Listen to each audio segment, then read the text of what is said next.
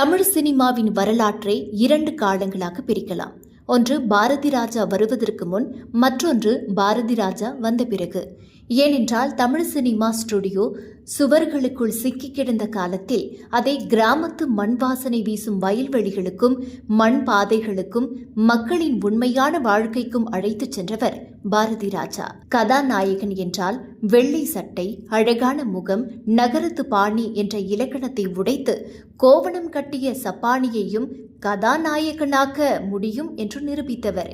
தமிழ் சினிமாவின் மொழியையும் காட்சியையும் கதையையும் மாற்றிய மகத்தான படைப்பாளி. அந்த மகா கலைஞனின் வாழ்க்கை பயணம் ஒரு சாதாரண மனிதனின் வெற்றி கதை அல்ல, அது ஒரு தலைமுறையின் கனவு நனவான கதை.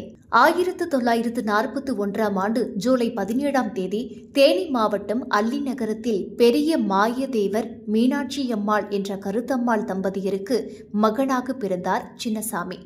பின்னாளில் அந்த சின்னசாமி தான் உலகம் முழுவதும் இயக்குனர் இமயம் பாரதி ராஜா என அறியப்பட்டார். 3 சகோதரர்கள் 3 சகோதரிகளுடன் வளர்ந்த பாரதி ராஜாவுக்கு சிறு வயதிலிருந்தே கலை மீது ஈர்ப்பு அதிகம். பள்ளி நாட்களிலேயே நாடகங்கள் பார்த்து ரசித்தவர். பிறகு தானே கதைகள் எழுதி நாடகங்கள் நடத்தும் அளவுக்கு வளர்ந்தார். வாழ்க்கைக்காக சுகாதார ஆய்வாளராக வேலைக்கு சேர்ந்தார். ஊர் ஊராக சென்று மக்களின் உடல்நிலை குறித்து ஆய்வு செய்து அறிக்கை சமர்ப்பிக்கும் வேலை. ஆனால் மனதில் இருந்ததோ கலை மீதான காதல் மட்டுமே. அந்த வேலையின் போது ஒரு நாள் பண்ணைப்புறம் சென்றார். அங்கே இசையில் மூழ்கியிருந்த 3 சகோதரர்களை சந்தித்தார். அவர்கள் இளையராஜா, கங்கை அமரன், பாஸ்கர். அந்த சந்திப்பு சாதாரண நட்பு அல்ல, தமிழ் சினிமாவின் எதிர்காலத்தை மாற்றப்போகும் நட்பு. கம்யூனிஸ்ட் கட்சி மேடைகளில் பாவலர் வரதராஜனுடன் இசை வாசித்து வந்த இளையராஜா சகோதரர்கள் பாரதி ராஜாவின் நாடகங்களுக்கு இசையமைக்க தொடங்கினர். மதுரையில் நடந்த அந்த நாடகங்கள் புதிய சிந்தனைகளாலும் வித்தியாசமான கதை சொல்லாலும் கவனம் பெற்றன. ஊர் சிரிக்கிறது, சும்மா ஒரு கதை போன்ற நாடகங்கள் பலரையும் கவர்ந்தன. அப்போது கம்யூனிஸ்ட் தலைவர் சங்கரையாவின் அண்ணன் மகனும் பின்னாளில் அன்னக்கிளி செல்வராஜ் என புகழ்பெற்றவருமான செல்வராஜ் இவர்களுடன் இணைந்தார். நாடக மேடைகளில் உருவான இந்த நட்பு சினிமாவை நோக்கி நகர்ந்தது. சினிமாவுக்கு போனால் சாதிக்கலாம் என்ற கனவு அனைவரின் மனதிலும் வேரூன்றியது. முதலில் செல்வராஜ் சென்னை வந்தார். பின்னர் பாரதி ராஜாவும் வந்தார். ஆனால் சென்னை அவர்களை மலர்களால் வரவேற்கவில்லை. வாய்ப்புகள் இல்லை, பணம் இல்லை, வாழ்க்கையை நடத்துவதற்கே போராட வேண்டிய சூழல். அந்த நேரத்தில் இளையராஜா, கங்கை அமரன், பாஸ்கர் ஆகியோரும் சென்னை வந்தனர். சங்கிலி முருகன் நடத்தும் நாடகங்களுக்கு இசையமைத்தனர். இசை கச்சேரிகளிலும் பங்கேற்றனர். அந்த இசை கச்சேரிகளில் பாட வந்தவர்தான் SP பாலசுப்ரமணியம். பின்னாளில் இசை உலகின் சக்கரவர்த்தியாக உயர்ந்த SPBயும் இவர்களது நட்பு வட்டத்தில் இணைந்தார். விதி மெதுவாக தனது கதவை திறக்க தொடங்கியது. இசையமைப்பாளர் GK வெங்கடேஷன் அறிமுகம் இளையராஜாவுக்கு கிடைத்தது. அவரது இசைக்குழுவில் கிட்டார் வாசிக்க தொடங்கினார். அதே GK வெங்கடேஷன் தான் கங்கை அமரனை கவிஞர் கண்ணதாசனிடம் உதவியாளராக சேர்த்தார். அதோடு மட்டுமல்ல, கன்னட திரையுலகின் பிரபல இயக்குனர் புட்டண்ணா கடகளிடம் பாரதி ராஜாவை உதவி இயக்குனராக சேர்த்துவிட்டார். அங்கிருந்துதான் பாரதி ராஜாவின் திரைப்பட பயணம் அதிகாரப்பூர்வமாக தொடங்கியது.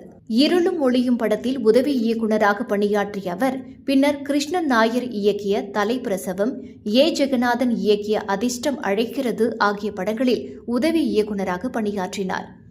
அவரது திறமையை கவனித்த தயாரிப்பாளர் KRG பாரதி ராஜாவுக்கு இயக்குனர் வாய்ப்பு கொடுக்க முடிவு செய்தார்.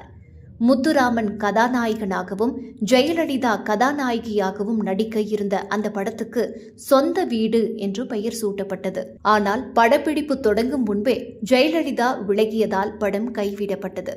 ஒரு வாய்ப்பு கையில் இருந்து நழுவி போனது. ஆனால் விதி இன்னொரு கதவை திறக்க காத்திருந்தது. ஒரு நாள் KRG அலுவலகத்தில் தயாரிப்பாளர் SA ராஜ் கண்ணுவிடம் பாரதி ராஜா தனது மயிலு கதையை சொன்னார். அந்த கதை ராஜ் கண்ணுவை மிகவும் கவர்ந்தது. மயிலு பின்னர் 16 வயதினிலே ஆனது. கமல்ஹாசன், ரஜினிகாந்த், ஸ்ரீதேவி, சத்யஜித், காந்திமதி ஆகியோர் நடித்தனர். ஒளிப்பதிவை நிவாஸ் கவனித்தார். அந்த நேரத்தில் நண்பர் அன்னக்கிளி செல்வராஜ் மூலம் பஞ்சு அருணாச்சலத்தின் அன்னக்கிளி படத்தில் இசையமைக்கும் வாய்ப்பு பெற்று இளையராஜா ஏற்கனவே புகழ் பெற்றிருந்தார். அதனால் தனது முதல் படத்திற்கே நண்பர் இளையராஜாவையே இசையமைப்பாளராக ஒப்பந்தம் செய்தார் பாரதி ராஜா. 1977 செப்டம்பர் 5 தமிழ் சினிமாவின் வரலாற்றில் மறக்க முடியாத நாள். 16 வயதினிலே வெளியானது. படம் வெறும் வெற்றியடையவில்லை, தமிழ் சினிமாவின் திசையையே மாற்றியது. முதல் படத்திலேயே தமிழக அரசின் சிறந்த இயக்குனர் விருதை பெற்றார் பாரதி ராஜா. அதன் பிறகு கிழக்கே போகும் ரயில், சிவப்பு ரோஜாக்கள், புதிய வார்ப்புகள், நிறம் மாறாத பூக்கள், கல்லுக்குள் ஈரம், அலைகள் ஓய்வதில்லை, மண் வாசனை, முதல் மரியாதை, வேதம் புதிது, கிழக்கு சீமையிலே, கருத்தம்மா, பசும்பொன், அந்தி மந்தாரை, கடல் பூக்கள், ஈரநிலம் என தொடர்ந்து பல மைல்கள் படைப்புகளை வழங்கினார். மொத்தம் தமிழ், தெலுங்கு, இந்தி மொழிகளில் சுமார் 44 திரைப்படங்களை இயக்கியுள்ளார்.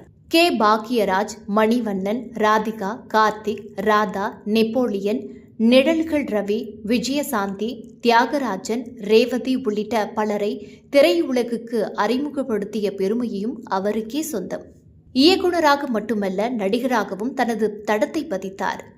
கல்லுக்குள் ஈரம் மூலம் நடிகராக அறிமுகமான அவர் நிழல்கள் முதல் திருச்சிற்றம்பலம் வரை 20க்கும் மேற்பட்ட படங்களில் நடித்துள்ளார். தனது மகன் மனோஜ் பாரதியை தாஜ்மஹால் படத்தின் மூலம் கதாநாயகனாக அறிமுகப்படுத்தினார். மகள் ஜனனியை மலேசியாவைச் சேர்ந்த தம்பி ராஜாவுக்கு திருமணம் செய்து வைத்தார். சகோதரியின் மகளான சந்திரலீலாவை திருமணம் செய்து கொண்ட பாரதி ராஜாவின் திருமண செலவை முழுவதுமாக தயாரிப்பாளர் KRG ஏற்றுக்கொண்டார் என்பது பலருக்கும் தெரியாத தகவல். முதல் மரியாதை திரைப்படம் 1986 தாஷ்கண்ட் திரைப்பட விழாவில் திரையிடப்பட்டது. கருத்தம்மா படத்திற்காக கிடைத்த தேசிய விருதை தனது தாயார் கருத்தம்மாவையே மேடை ஏறி பெற்றுக்கொள்ள வைத்தார். தேசிய விருதுகள், பத்மஸ்ரீ, பிலிம்பேர் விருதுகள், தமிழ்நாடு மாநில விருதுகள், நந்தி விருதுகள், விஜய் விருதுகள், கௌரவ டாக்டர் பட்டம் என எண்ணற்ற கௌரவங்கள் அவரை தேடி வந்தன.